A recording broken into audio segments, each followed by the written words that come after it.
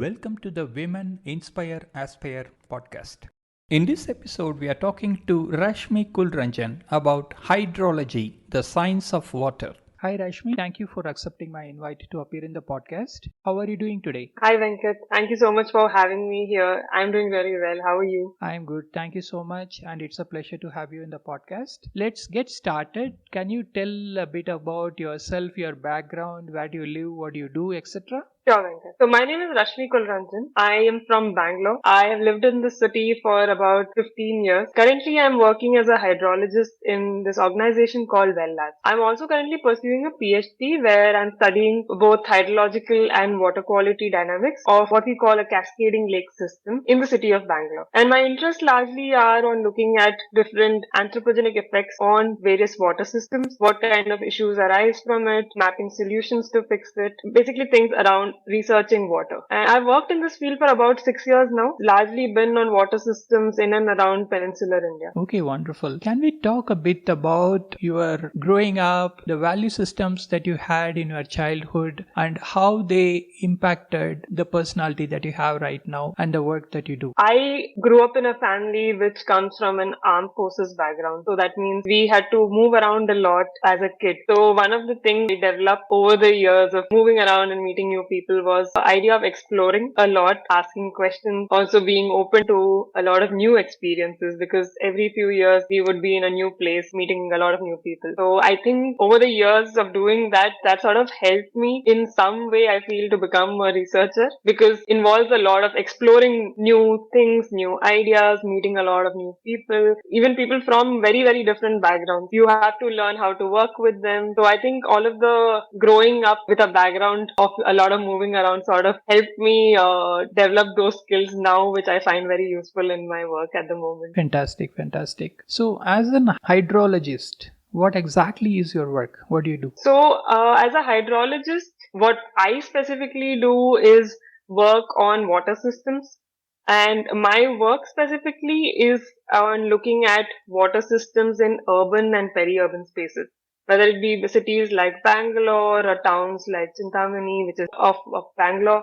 Look at how do these systems actually work, right? And we are looking at it from a scientific perspective to understand whether it be a surface water system or it be a groundwater system, how do they function on its own? How do the humans that are using it, how do their management decisions affect how this system works, and how do the natural systems and the human aspects sort of have this interaction with each other. Understanding these systems, well, it can be either through reading up literature, it could be also through some of my work that we do, go on the field, monitor these systems to understand how it works, or even speak to people, stakeholders who are using these systems or are part of this system. How does the system affect them? How do they affect the system? How do they take decisions around them? An understanding of that. And all of this we try to do to be able to understand, okay, what are the issues? Where are they coming from? And then you find solutions which actually match these problems, make the solutions much more effective. In a nutshell, that's what I do on a day-to-day basis. Okay, wonderful. So, when you do the hydrologist work, I presume that you are doing a water balance study also as part of your work. What are some interesting aspects of the water balance study? We started doing a water balance study as part of one of my projects for the city of Bangalore. And the reason we wanted to do that was to get a holistic view of how does the water system look in a city of this size and magnitude. Because there's a lot of work going on the aspect of water, not just in Bangalore, but other cities as well. But we have a feeling that the way it's being done is siloed. Like people look at different components and individually try to address issues around those. Whether it be water supply, you look at water supply, where is the water coming in from, and you only try to address that.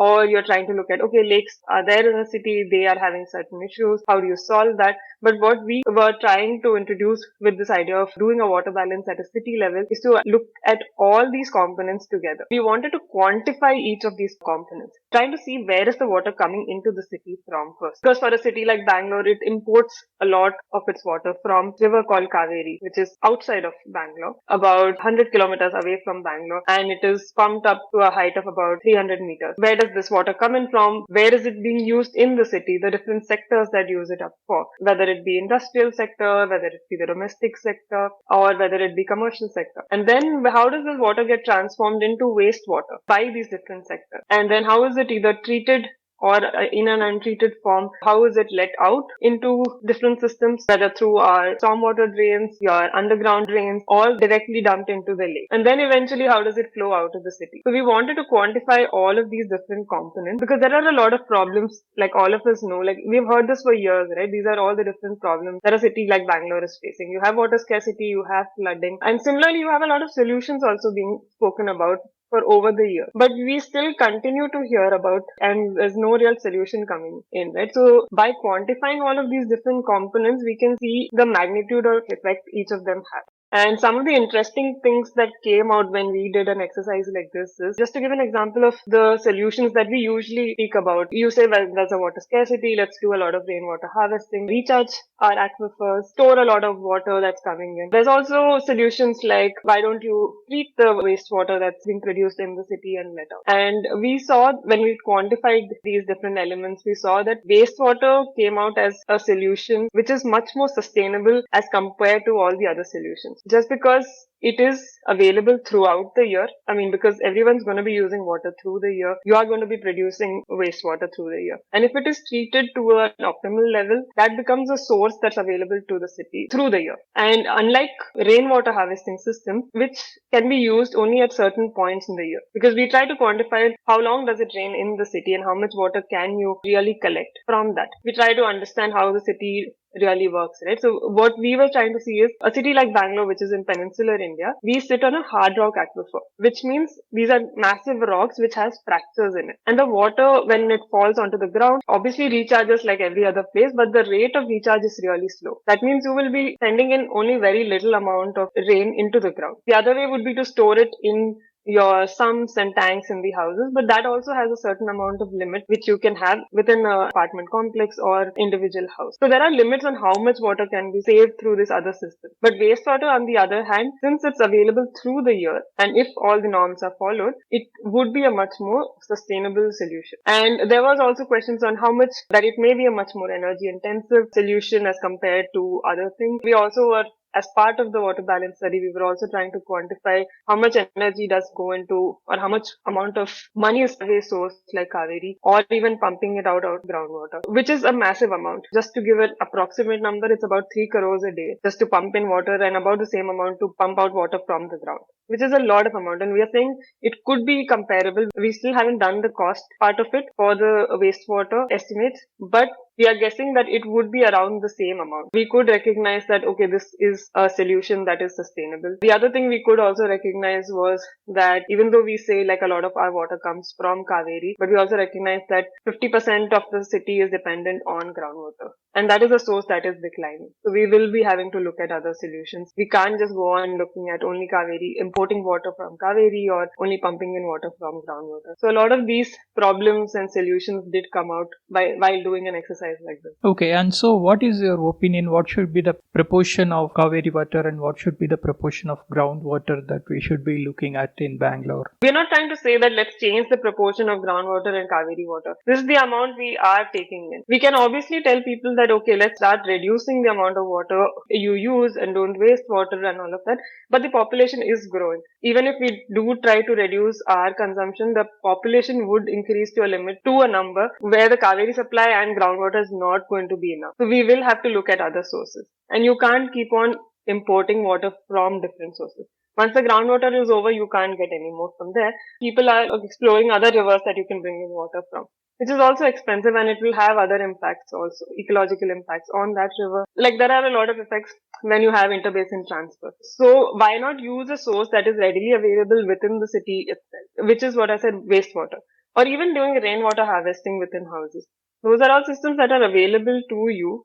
So why don't we use that? Because we're going to be spending the same amount of energy or maybe less energy, and we will have a much more sustainable source. By reusing the wastewater, you're also solving another problem where you're not dumping untreated wastewater into our lake systems or into our rivers. Thereby, you're preventing two different problem areas by having one solution. How economical is this wastewater treatment and reuse? How much does it cost? How can we make it as implementable for everyone in the households? So I don't have an exact number on how much it costs. There are other people on my team who have worked on the looking at the economics of it. What we did realize is when we are bringing in water from a source like Cauvery, there's a lot of pumping that happens, and there's a lot of charges that are associated with that, which when is given to the consumer like us is given on a lot of concession. We do not pay the actual amount. For example, the water may actually be costing 90 rupees per kiloliter, but we would be paying about 8 rupees, which is a massive discount. So people don't realize the actual cost of the water. That's why supplier for the city of Bangalore, which is the BWSSB, is in a constant state of debt because they are giving this massive concession to the consumer. If you were to actually pay the amount of that 90 rupees per kiloliter, which would be comparable to what you would pay for a wastewater treatment system. So it could be centrally treated wastewater systems, or a lot of places in Bangalore have decentralized systems, which in an apartment complex or in a corporate company you would have within their complex system which is installed. It's a decentralized waste treatment plant which can treat wastewater that is being generated by that building alone. Bangalore actually has the largest number of decentralized system in the world. If we have an existing system that's in place where water is being treated, but the problem lies in reusing that water. A lot of issues, I think people have spoken about this also. One is maintaining the quality of the water, which becomes a problem. You will set up a system, but it may not be maintained well. The sewage treatment plant has to be operated and maintained well for you to receive the same quality of water over the years. The other problem is you may generate a certain amount of wastewater and treat it. You may not be able to use the entire amount in your apartment complex. There are a lot of organizations working in Bangalore who are trying to build a system where you can send the water out to another place. Like if my apartment is generating 100 liters of treated wastewater, like I can't use the entire 100 liters, but if you may require 50, I can send it to you. Whether it be through pipeline system, which is expensive, or it could be through tankers. Anyways, an established tanker system in the city where you have groundwater being supplied. You can also use a system like that similarly to send treated water out. But that would also require that the quality is ensured at all times. So if that is in place, then this entire system of transporting the wastewater from the source to the sink would be possible. So, what kind of quality measures that you can think of which can be implemented to make sure that the water is of quality? Do you have any models in place right now on the quality perspective? We do not have the models. I mean, there are standards for sewage treatment plants that exist, which tells you there are a list of parameters that you would have to check, whether it be nutrients, whether it be your total soil, based on what purpose are you going to use it for. If it's only for indirect potable reuse, for example, if you're using it for cleaning your houses or your common spaces, or you're going to be in contact with the water, for example, for bathing purposes, achieve a much higher standard. This is set by the CPCB, this is set by the BIS standards. If that standard is met, you can supply it for those purposes and you can easily use it. In most cases, it will not be reaching that cases. You would reach a level of treatment where you can release it into an open drain or into a lake system, which is a standard is much lower. So if you can increase the treatment level slightly higher, which is a slightly higher investment, you can make it at a level where it can be used for both indirect or direct contact use. Okay. Thank you for sharing that. Okay, so we talked a lot about the Bengaluru scenario. Now let's get into the lake aspects of Bengaluru. Now you have built a framework for the lake restoration. So can you tell us about it and how you designed it, etc.? Yeah, my PhD work focuses on lakes, and also as part of this project, we were trying to develop a framework for rejuvenating lakes. Why we did it is we understand that in urban and peri-urban spaces, especially in the peninsular India, lakes are a very important part of the hydrological system. And we know that they play multiple functions. Now, these functions could range from either managing floods, or recharging the groundwater, or supporting biodiversity, or for recreation. But we also know that these lakes are under a lot of pressure. It can be from pollution, encroachment, you have changing land use, even the type of management is also adds to the problem, because in a city like Bangalore, you have multiple agencies that are managing lake systems, and you also have many stakeholders who are dependent on these lakes, who have their own priorities, how they want to use the lake for. So all of this makes it a very complex problem of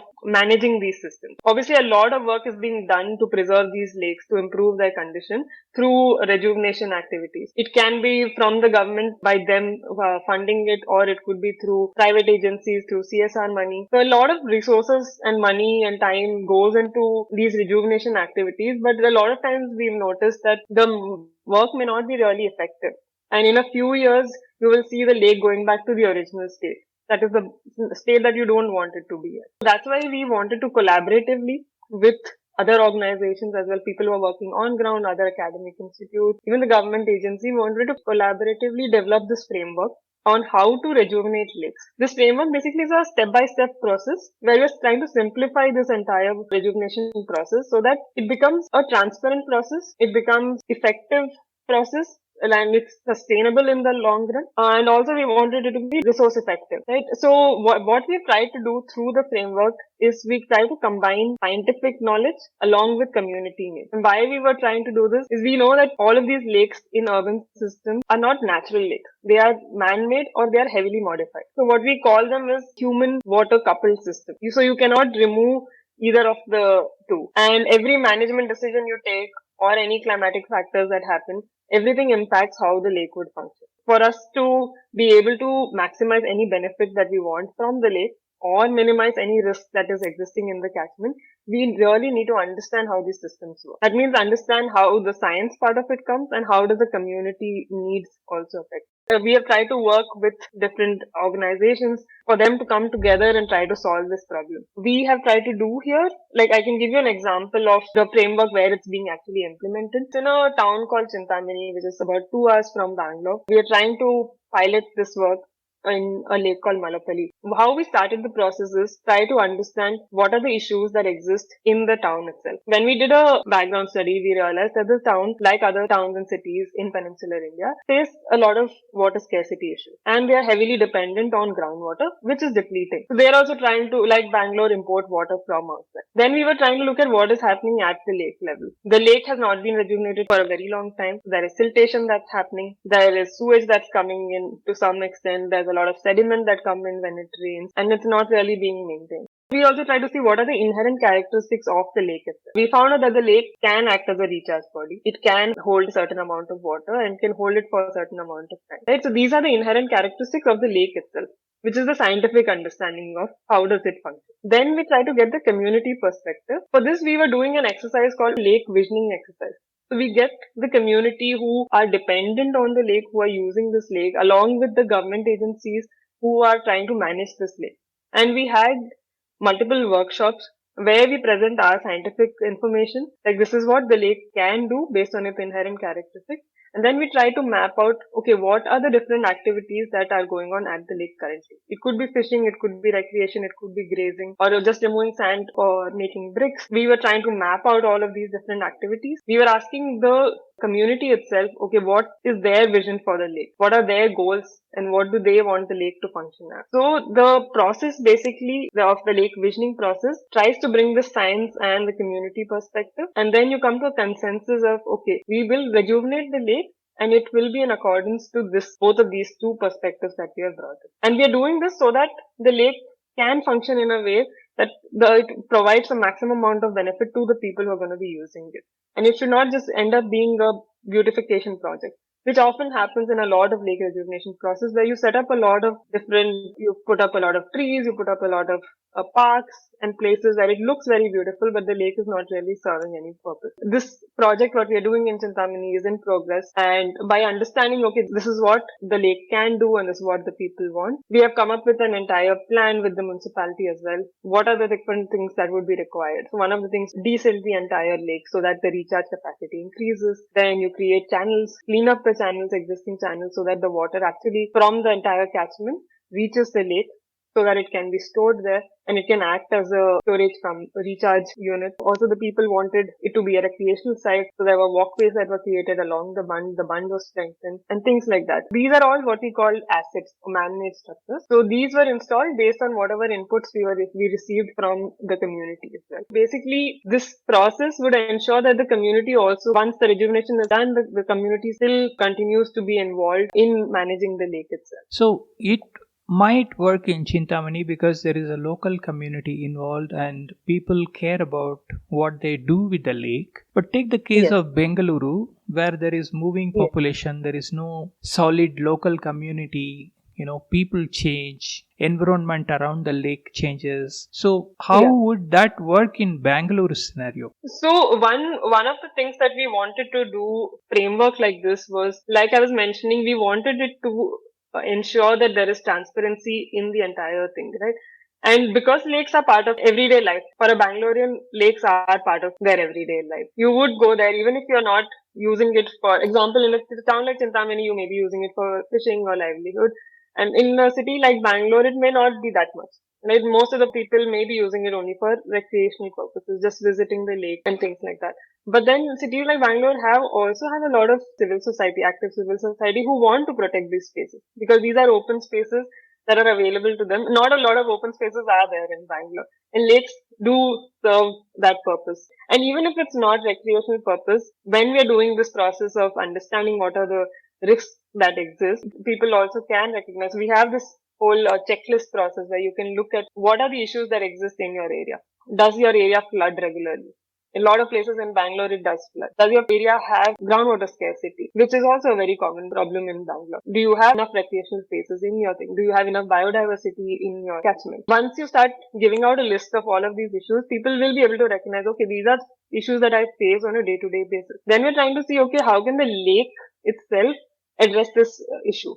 Maybe it can reduce the amount of flooding that's happening. Maybe it can recharge and increase the amount of groundwater that's available in the locality, thereby increasing the water in your borewell also. It could provide you an open space for recreational purposes. It could provide a space for a lot of biodiversity in your catchment itself. So that way you've already started making a connection with it. The other steps that are there in the framework itself, how do you design the lake? How do you monitor the lake? Again, in the monitoring part, citizens do get involved. Through the entire framework, we have tried to make a lot of checklists and very simplified checklists because we also understand that the lake rejuvenation process is looked at as a very complicated problem to solve. So nobody wants to get involved because it's a complicated process. I don't understand it. I don't want to get involved in it. But if you simplify the process, people understand it, they can get involved.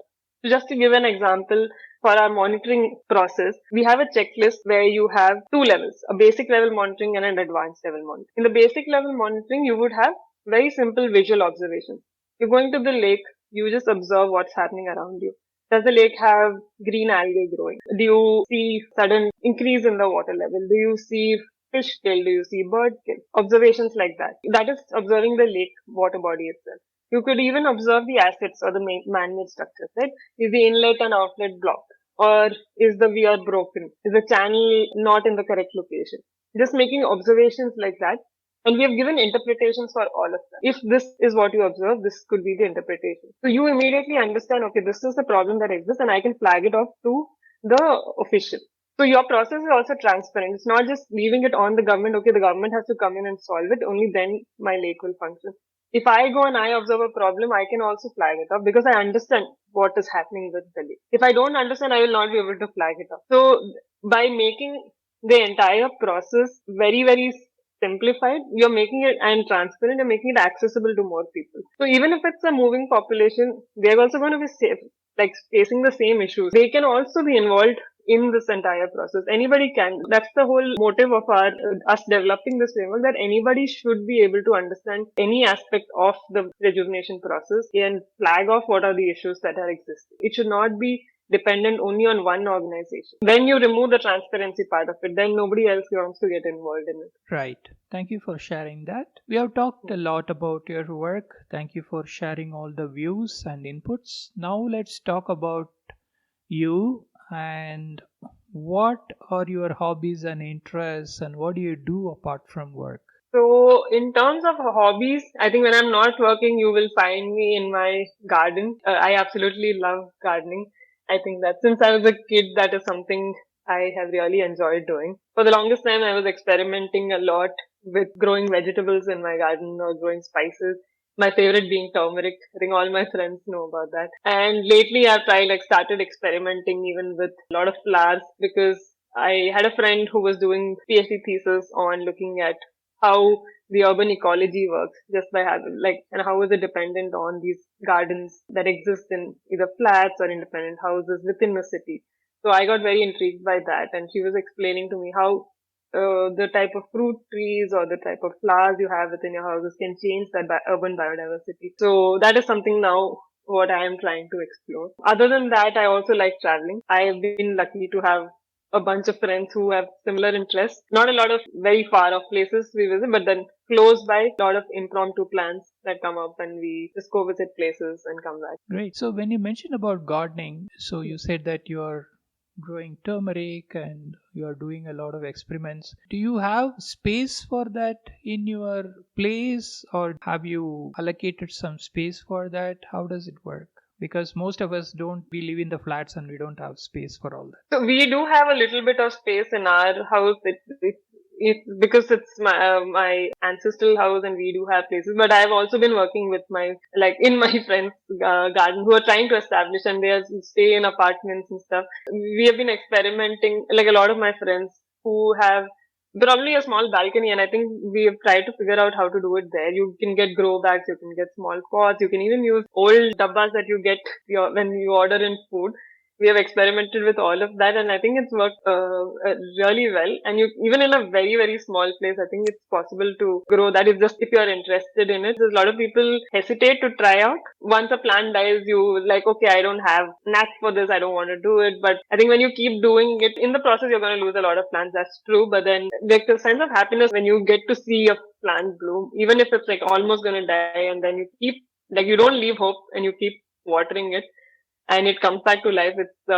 It's an amazing thing to witness. You can do it in very small places also, even within your house. Even if you don't have a balcony, I think within your house, indoor plants and stuff work. So one challenge that I find is getting the sunlight, right? So you don't have a lot of sunlight for growing indoors as well as in the balcony. How do you address that? Some of my friends have tried this out. Even I am trying to do that now. I used to not try a lot of indoor plants. I used to be a little worried about killing them, but then now I've tried experimenting with it, and I think we sort of sometimes underestimate the plant's capacity. I feel because a lot of plants can adapt. You leave them to it, and a lot of them do adapt on its own, even indoors with very little. Like I'm trying to go to grow a money plant in my bathroom at the moment, and there's no sunlight, but it's growing, it's flourishing. I've just put it in a pot with some water.